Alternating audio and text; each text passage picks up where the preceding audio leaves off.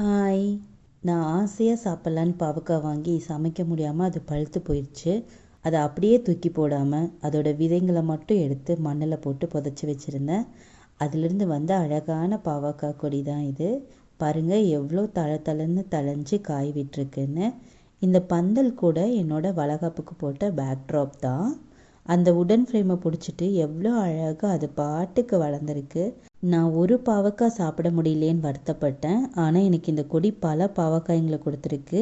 எந்தவித உரமுமே போடாமல் தானாக வளர்ந்த கொடிங்கிறதுனால இதோட பாவக்காய் அவ்வளோ சுவையாக இருக்கும்.